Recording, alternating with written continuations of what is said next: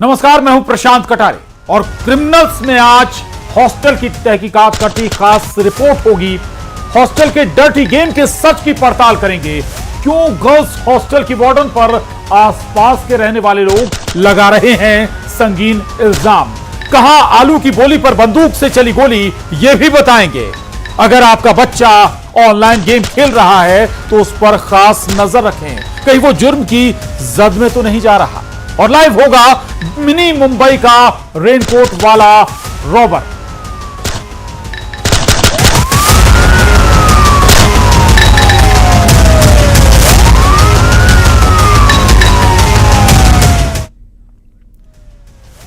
उस girls hostel में शाम को वार्डन के साथ लड़की बाहर जाती और फिर सुबह हॉस्टल में लौट आती।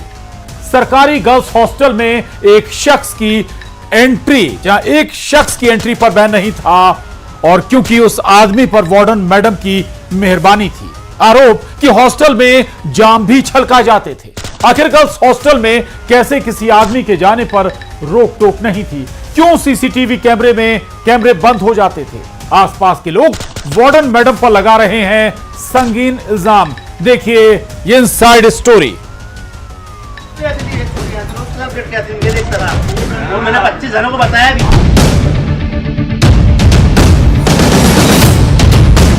न्यूज 18 के हिडन कैमरे पर सबसे बड़ा खुलासा। मैंने 25 जनों को बताया भी। गर्ल्स हॉस्टल से कैसे बाहर जाती थी लड़की? पूरी रात लड़की बाहर, राज क्या? न रोक न टोक, किसकी एंट्री पर नहीं था बैन? गर्ल्स हॉस्टल में कितने छलकाए जाम? हॉस्टल बना अय्याशी का अड्डा। CCTV camera off, dirty game शुरू। डर्टी गेम के कितने किरदार, कितने राजदार? ये सीसीटीवी कैमरा ही उस हकीकत का गवाह है जो राज अब तक पूरी तरह खुला नहीं है। गर्ल्स हॉस्टल को अय्याशी का अड्डा बनाने का राज, ये संगीन इल्जाम लगा है गर्ल्स हॉस्टल की वार्डन शिल्पा पर। न्यूज 18 की टीम उसी हॉस्टल में पहुंची। पहले हिडन कैमरे की नजर से देखिए और सुनिए। आसपास के लोगों ने जो खुलासा किया, खुलासा चौंका देगा। बैठा के ले आती थी एक छोरी, रोज क्लब बैठ के आती थी मेरे एक तरह। वो मैंने 25 जनों को बताया भी। रोज एक छोरी बैठा के ले आती थी। वो अब कहां ले आती थी अपनों को नहीं मालूम। इंदौर से करीब 35 किलोमीटर दूर चोरल का आदिवासी कन्या छात्रावास। इस गर्ल्स हॉस्टल में बेरोक टोक कोई आता था जिसकी एंट्री पर बैन नहीं था। सब कुछ वार्डन के इशारे पर होता था। इल्जाम यह भी कि वो शख्स जाम भी छलकाता था। आरोप लगा है वार्डन शिल्पा गौंड पर। इल्जाम कि नारायण पटेल नाम का यह शख्स हॉस्टल में आता था। यहां तक कि लोगों का कहना है कि एक लड़की वार्डन के साथ हॉस्टल से शाम को बाहर जाती थी और सुबह लौटती थी। आखिर क्यों? उनके द्वारा शिकायत अधीक्षिका जो है यहाँ के वार्डन शिल्पा गौड़ को लेकर कुछ की गई थी। उन शिकायतों की जांच हमने की थी और जांच करने के बाद उसमें कुछ तथ्य जो है सही पाए गए थे, जिसके आधार पर वर्तमान में उन्हें निलंबित कर दिया गया है। इल्जामों की फहरिस्त यहीं खत्म नहीं हुई। दरअसल एक वीडियो कुछ दिन पहले वायरल हुआ था जिसमें हॉस्टल वार्डन बाहर घूमते हुए नजर आई। विभाग ने जवाब मांगा तो कोई जवाब ही नहीं था। शिकायत उनकी ये थी कि जो शिल्पा गौड़ है उसके द्वारा एक अनजान व्यक्ति, जिसका नाम मुझे वर्तमान में याद नहीं आ रहा है, उसको अपने हॉस्टल के कक्ष में, वार्डन कक्ष में बुलाया जाता था और वो हमेशा आता जाता था, जबकि नियमानुसार वो बिल्कुल प्रोहिबिटेड है, क्योंकि कोई भी गर्ल्स हॉस्टल में किसी भी प्रकार के आदमी, बॉयज़, उनका जो है उनको नहीं बुलाया सकते थे।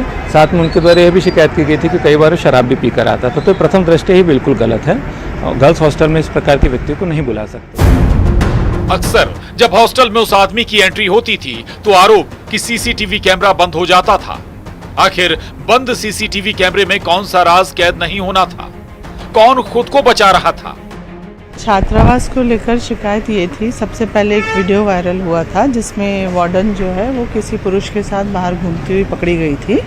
उस आधार पे उनको एसएन जारी किया था जांच करवा के, और उनसे कारण पूछा गया था कि वो छात्रावास में बिना अनुमति के वर्किंग आवर्स में छात्रावास छोड़ के बाहर क्यों घूम रही, क्योंकि उन्होंने किसी प्रकार का छुट्टी का आवेदन ना हमें दिया गया, ना यहाँ पे परियोजना अधिकारी को दिया गया, इनके नॉलेज में भी नहीं था। उसी आधार पे फिर हमने यहाँ पे पंचनामा बनवाया, जांच करवाई, तो पता चला कि एक पुरुष जो है लगातार छात्रावास में यहाँ पे आता है। इस मामले में वार्डन शिल्पा को कलेक्टर ने सस्पेंड कर दिया है। पूर्व मंत्री उषा ठाकुर ने इसे जघन्य अपराध बताया। चोरल छात्रावास में जो हुआ वो जघन्य अपराध है, अक्षम्य अपराध है। हम माननीय मुख्यमंत्री जी, माननीय विभागीय मंत्री जी से बात करके ऐसी गैर जिम्मेदार और अनैतिक महिलाओं को बर्खास्त कर देना चाहिए, क्योंकि ये जहां जाएंगी वहां गंदगी फैलाएंगी। सवाल कि आखिर हॉस्टल में गंदे खेल के इन संगीन इल्जामों का सच क्या है, जांच जारी है। इंदौर में मिथिलेश गुप्ता के साथ bureau report, news 18, Madhya Pradesh, Chhattisgarh. News 18 की टीम जब चोरल के उस हॉस्टल में पहुंची, पड़ताल की, तो कई चौंकाने वाले खुलासे हुए। दो कमरों में 50 छात्राएं रह रही थीं। 2 छात्राओं ने वार्डन पर कई संगीन आरोप लगाए हैं। देखिए एक और खास रिपोर्ट।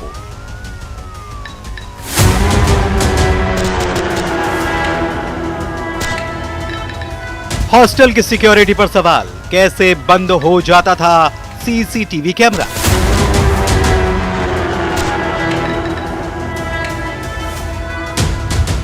इस वायरल वीडियो के बाद हंगामा मच गया। जांच शुरू हुई। आदिवासी कन्या छात्रा की वार्डन शिल्पा का एक महिला के साथ विवाद हुआ। विवाद उसी शख्स नारायण पटेल के परिवार से हुआ। विवाद के बाद सड़क पर हंगामा हुआ। वार्डन की पिटाई तक कर दी गई। वीडियो वायरल होने के बाद जांच शुरू हुई। आदिम जाति कल्याण विभाग ने जब मैडम शिल्पा से हॉस्टल के सीसीटीवी का फुटेज मांगा तो सीसीटीवी नहीं दिए गए। जांच में कई अनियमितता पाई गई। छात्रावास को लेकर शिकायत ये थी, सबसे पहले एक वीडियो वायरल हुआ था जिसमें वार्डन जो है वो किसी पुरुष के साथ बाहर घूमती हुई पकड़ी गई थी। उस आधार पे उनको एसएन जारी किया था जांच करवा के, और उनसे कारण पूछा गया था कि वो छात्रावास में बिना अनुमति के वर्किंग आवर्स में छात्रावास छोड़ के बाहर क्यों घूम रही, क्योंकि उन्होंने किसी प्रकार का छुट्टी का आवेदन ना हमें दिया गया, ना यहाँ पे परियोजना अधिकारी को दिया गया, इनके नॉलेज में भी नहीं था। उसी आधार पे फिर हमने यहाँ पे पंचनामा बनवाया, जांच करवाई, तो पता चला कि एक पुरुष जो है लगातार छात्रावास में यहाँ पे आता है। हॉस्टल की 2 छात्राओं ने आरोप लगाया, तब हॉस्टल के अय्याशी के अड्डे बनने की कहानी सामने आई। सवाल ये भी था कि आखिर जो लड़की बाहर जाती थी वो कौन थी, रात भर वो कहां रहती थी। इस मामले में वार्डन ने सफाई दी कि वो लड़की उनकी परिचित है। सवाल है कि कैसे किसी लड़की को हॉस्टल से बाहर ले जाया जा सकता है, ये कौन सा नियम है।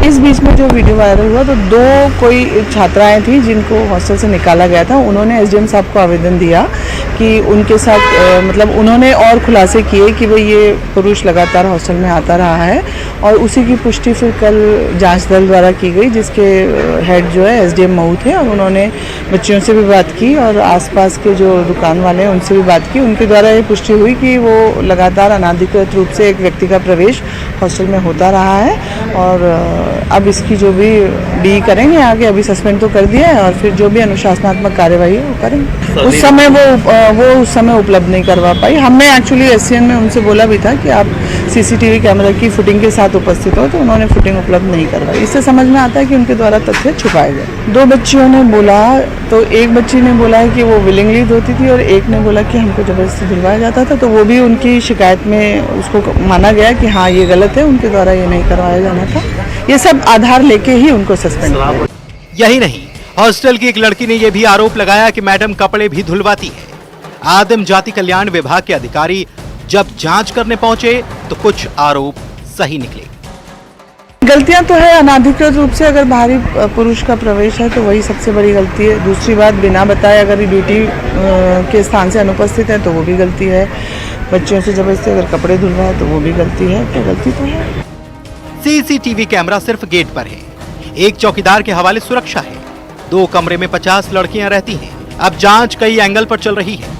क्या सिर्फ नारायण पटेल का आना जाना था, या फिर कई पुरुषों की हॉस्टल में एंट्री थी? शराब पार्टी में कौन कौन शामिल होता था? आरोपों की जांच जारी है। इस वक्त मैं चोरल पे मौजूद हूं। और सबसे पहले एक तस्वीर भी आपको दिखा देता हूँ। इस गेट पे लिखा हुआ शासकीय आदिवासी सीनियर कन्या छात्रावास, चोरल, तहसील मऊ, जिला इंदौर। छात्रावास में मिलने का समय प्रातः 9 बजे से शाम 6 बजे तक और बिना अनुमति के छात्रावास में प्रवेश निषेध है। ये नियम लिखा हुआ है। आपको किसी से कोई पूछने की ज़रूरत नहीं है। आप यहाँ से लगाकर रेलवे गेट तक के जो भी सीसी कैमरे लगे हुए हैं उनमें जांच कर लीजिए, सब पता चल जाएगा। सारी सच्चाई सामने आ जाएगी। सच्चाई सामने आ जाएगी। सब कुछ कैद है कैमरे में। जी, देख लो ना, आप जांच करवा लो कैमरों की सीसी कैमरे। अच्छा, आप लोग मानते हैं ना कि कभी अगर किसी मासूम छात्राओं के साथ ऐसा घिनौना कृत किया जा रहा है तो ये जघन्य अपराध तो है, कार्रवाई कड़ी से कड़ी सजा मिलना चाहिए। ग्रामीण लोगों का भी कहना है कि छात्रावास से लेकर बाहर जो कैमरे लगे हुए हैं उन कैमरे की पिछले 1 सप्ताह की रिकॉर्डिंग देख लीजिए, सच क्या है वो सामने आ जाएगा। वीडियो जर्नलिस्ट संजय के साथ मिथिलेश गुप्ता, न्यूज़ 18 इंदौर। और अब आप रेनकोट वाले लुटेरे की अब लाइव तस्वीर आपको दिखाते हैं जिसने बैंक में शूट आउट किया और बाइक से यह लुटेरा अकेले ही आया और अकेले ही गया। लूट की रकम से लुटेरे की बीवी ने टीवी खरीदी, लेकिन इस लुटेरे का सब जहां राज खुद लुटेरे ने ही खोला। बैंक में रॉबरी लाइव, शूटआउट लाइव। ऐसे हुई रेनकोट वाले रॉबर की एंट्री। वो अकेला आया, अकेला गया। लूट के रुपए से खरीदा टीवी। 3 क्लू से लुटेरा बेनकाब।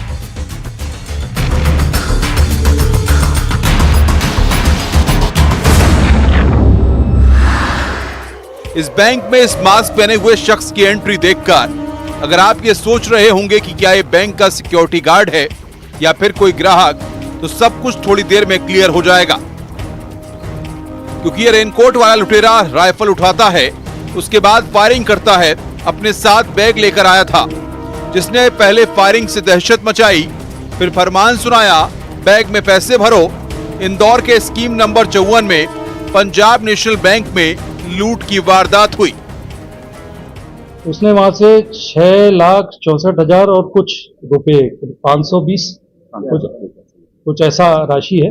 6,64,000 अगर हम मोटा हिसाब देखें तो वो राशि थी।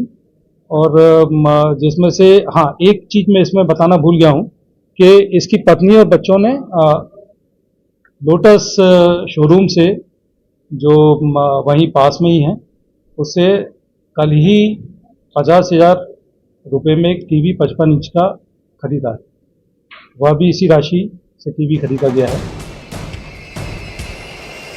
लुटेरा खुद को शातिर समझ रहा था, लेकिन वो खुद ही अपने राज खोलता रहा। पहला राज इसी सीसीटीवी कैमरे में कैद है। राइफल जो लाइसेंसी है, यानी ये कोई सिक्योरिटी गार्ड हो सकते हैं। दूसरा ये कि जमीन पर कारतूस गिरा तो इस लुटेरे ने उठाया। ये ट्रेनिंग फौजियों को दी जाती है।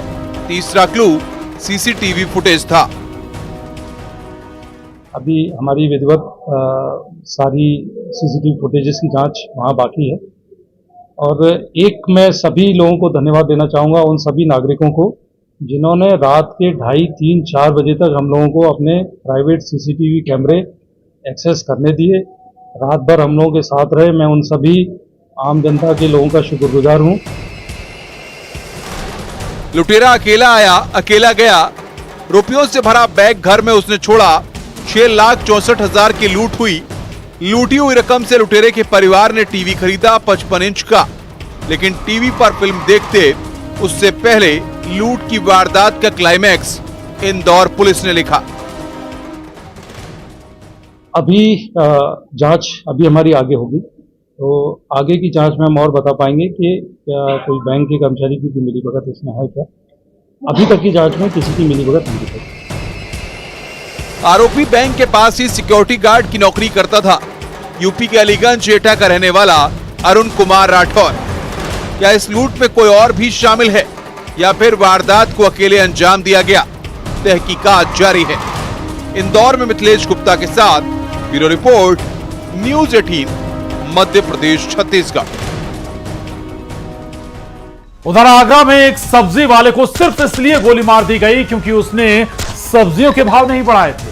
हमलावर दुकान पर आए, पूछा आलू का क्या भाव है और 35 रुपए किलो का भाव सुनकर आरोपी ने गोली चला दी।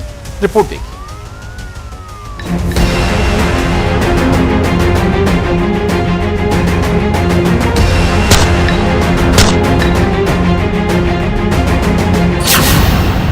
रेट नहीं किया कम तो कर दिया बेदम।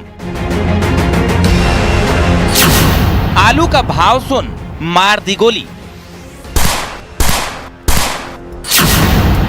धंधे में कंपटीशन, कनपटी पर तमंचा। लोगों में गुस्सा इस कदर हावी हो रहा है कि जरा सी बात पर मरने मारने पर उतारू हो जाते हैं। ऐसा हाल आगरा की सब्जी मंडी में देखा गया। सब्जी खरीदने आए युवक की दुकानदार से आलू के भाव को लेकर ऐसी बहस हो गई कि आलू का भाव 35 रुपए किलो से कम नहीं किया तो सब्जी वाले को गोली मार दी। 5 से 6 युवकों ने आकर शिव कुमार से आलू का भाव पूछा। शिव कुमार ने 35 रुपए प्रति किलो आलू का भाव बताया, जिसके बाद इन युवकों ने शिव कुमार से 40 रुपए प्रति किलो आलू बेचने की बात कही, लेकिन महंगे आलू बेचने पर शिव कुमार ने मना कर दिया। बस यही सुनकर ये हमलावर गुस्से में आ गए और उसमें से एक युवक ने तमंचा निकालकर उस पर फायरिंग कर दी। अपराध की ये कहानी बेहद हैरान करने वाली है। मामला थाना ट्रांस यमुना कॉलोनी का है। टेढ़ी बगिया पर सब्जी मंडी लगती है। इसी बाजार में शिव कुमार भी सब्जी का ठेला लगाता है।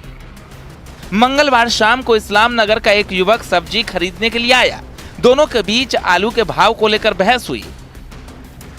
लड़का 40 रुपए में आलू बेचने को कह रहा था, लेकिन दुकानदार ने महंगे आलू बेचने से इनकार कर दिया। 5 रुपए का विवाद इतना बढ़ा कि कहानी गोलीबारी तक पहुंच गई। मैं आलू की शॉप लगाता हूँ, ठीक है। तो मैं जब आलू बेच रहा था वो दोपहर में आया था, ठीक है। तो मैंने आलू 35 रुपये बताए थे, ठीक है। आलू 35 रुपये बताए तो मेरे भैया 40 तो 40 बेच। मैंने भैया तेरी इच्छा है तो 40 ले जा, नहीं तो 35 रुपये बेच रहे हैं। बस इसी बात को लेकर विवाद हो गया था। बस खाली उसने आगे शाम के टाइम में गोली दी है। रात करीब 8:30 बजे हमलावर अपने 5 साथियों के साथ आया और आते ही तमंचे से गोली चला दी। गोली शिव कुमार के कान को चीरते हुए निकल गई। गोली चलने की आवाज सुनकर सब्जी मंडी में अफरा तफरी मच गई। अचानक आए थे 8 बजे करीब, गोली मार के चले गए। पकड़े थे, भगे हुए। एक पकड़ा गया, वो बढ़ती है माथे में लगी है गोली। जान से मारने आए थे, वो तो नष्ट कर लिया, तो यहाँ पे फंस गई है गोली।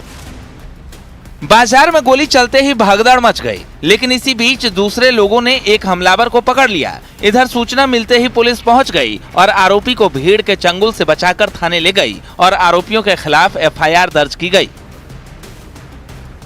सब्जी मंडी थाना ट्रांस यमुना में 7-8 लड़कों द्वारा एक ठेल लगाने वाले सब्जी वाले पर, जिसका नाम शिव कुमार है, उसके ऊपर फायर कर दिया गया। फायर में जो बुलेट था उसे कान से छूता हुआ निकल गया, जिससे वह घायल हो गया तथा उसको अस्पताल में भर्ती कराया गया है। तत्काल पुलिस द्वारा एक व्यक्ति को गिरफ्तार कर लिया गया है तथा बाकियों के लिए टीमों को लगा दिया गया है। सब्जी बेचने वाले का दावा है कि ये पहली बार बाजार में गोली नहीं चली। दुकानदारों का आरोप है कि आसपास के इलाके में अराजक तत्व रहते हैं जो आए दिन सब्जी मंडी में वारदात कर देते हैं। 6 महीने में ये तीसरी वारदात है जब बाजार में गोली चली।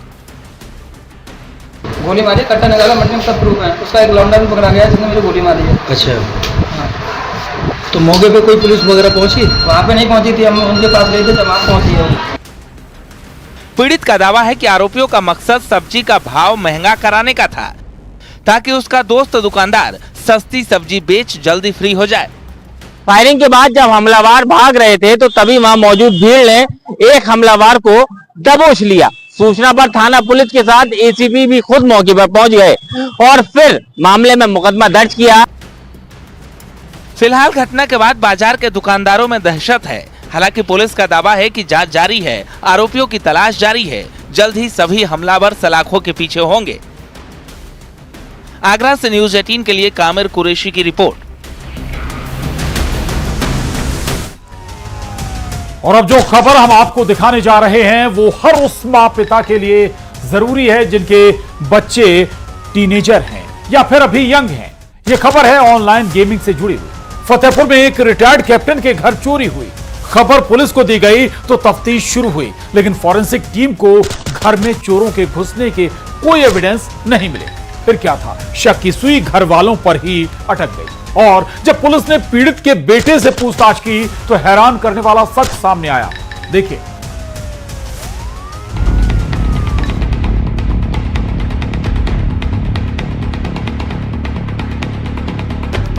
रिटायर्ड कैप्टन के घर चोरी।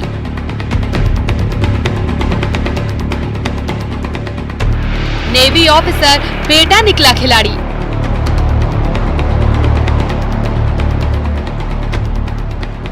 ऑनलाइन गेम के चक्कर में लुटा दी दौलत। फतेहपुर में एक हैरान कर देने वाला मामला सामने आया है, जहां ऑनलाइन गेम के लती बेटे ने पिता के 50 लाख रुपए चुरा कर गवा दिए। मामले का खुलासा तब हुआ जब रिटायर्ड पिता ने 50 लाख कैश चोरी का हल्ला मचाया। रिटायर्ड फौजी हरिवंश सिंह के घर में 50 लाख की चोरी की वारदात के बाद पुलिस महकमे में हड़कंप। जब घटना स्थल की जांच पड़ताल किया तो कहीं न कहीं पुलिस का शक उसके बेटे पे गहरा गया। पुलिस ने रिटायर्ड फौजी हरिवंश सिंह के बेटे रमन सिंह को हिरासत में लेकर जब कड़ाई से पूछताछ की तो उसने अपना जुर्म कबूल कर लिया। रिटायर्ड कैप्टन के घर चोरी की खबर मिलते ही पुलिस चौकन्नी हो गई। सूचना पर पहुंची पुलिस और फॉरेंसिक टीम को जांच पड़ताल में कोई सुराग नहीं मिला तो बेटों को हिरासत में पूछताछ के लिए ले लिया। तभी मर्चेंट नेवी में तैनात छोटे बेटे ने सारा सच उगल दिया। उनके आवास विकास कॉलोनी स्थित घर से 50 लाख रुपए की चोरी हो गई है। उन्होंने ये रुपए जमीन खरीदने के लिए रखे हुए थे। इस सूचना पर घटना के संबंध में एसओजी टीम, सर्विलांस टीम, बखोदरी नगर पुलिस टीम को लगाया गया। हमारी टीम द्वारा जब उनके परिजनों व उनके लड़कों को लगाकर थाने पूछताछ की गई, गहन पूछताछ की गई तो खुलासा हुआ कि उनका छोटा लड़का रमन सिंह चौहान जो मर्चेंट नेवी में काम करता है, वह लगभग 2 वर्ष से ऑनलाइन गेम डेल्टा 999 खेलता था। 16 जून 2024 सदर कोतवाली फतेहपुर। पुलिस को खबर मिली कि एक रिटायर्ड कैप्टन के घर की दूसरी मंजिल पर रखे बॉक्स में से 50 लाख कैश चोरी हो गए हैं। रिटायर्ड कैप्टन ने ये रकम एक मकान खरीदने के लिए रखी थी। मंगलवार को बैनामा था। सुबह वो कैश निकालने गए तो बक्से से कैश गायब था। पुलिस ने जब पड़ताल शुरू की तो सबसे हैरानी की बात ये थी कि सिर्फ बॉक्स में रखे पैसे गायब थे, जबकि चोरों ने किसी और सामान को हाथ तक नहीं लगाया था। बस यहीं से पुलिस का माथा ठनक गया। मर्चेंट नेवी में नौकरी करता है। वह जनवरी माह में घर आया हुआ था। इस दौरान एक जमीन की रजिस्ट्री के लिए घर में 50 लाख रुपए रखे हुए थे, उसको ऑनलाइन गेम में हार गया। इसके साथ ही वह अपने सैलरी से भी 80 लाख रुपए हार चुका है। पुलिस को उसने स्पष्ट बताया कि अब तक वह ऑनलाइन गेम में तकरीबन 1 करोड़ 40 लाख रुपए हार चुका है। लिहाजा पुलिस ने उसके खिलाफ FIR दर्ज कर न्यायिक हिरासत में जेल भेज दिया। फॉरेंसिक टीम ने घर के हर हिस्से को खंगाला, लेकिन कहीं पर भी किसी चोर या बाहरी आदमी के घुसने का कोई सबूत नहीं मिला। अब शक की सीधी सुई घर वालों पर थी। लिहाजा पुलिस ने रिटायर्ड फौजी के बेटों समेत 3 लोगों को हिरासत में लेकर पूछताछ शुरू की। सख्ती करने पर छोटे बेटे ने वो सच उगल दिया जिसे सुनकर पुलिस भी दंग रह गई।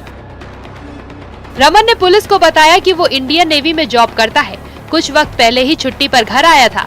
उसी दौरान उसे ऑनलाइन गेम खेलने की लत लगी और सब पैसे गेम में हार गया।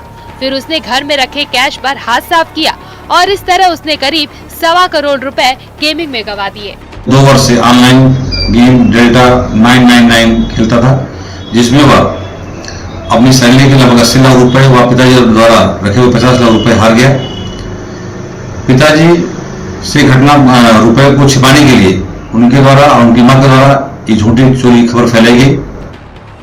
जांच में सनसनीखेज खुलासे के बाद पूरा परिवार सकते में है। हालांकि पिता ने पुलिस को कोई कार्रवाई नहीं करने की लिखित तहरीर दी है, लेकिन इस खबर के बाद हर उस माँ बाप को सावधान हो जाना चाहिए जिनके बच्चे ऑनलाइन गेमिंग के शौकीन हैं।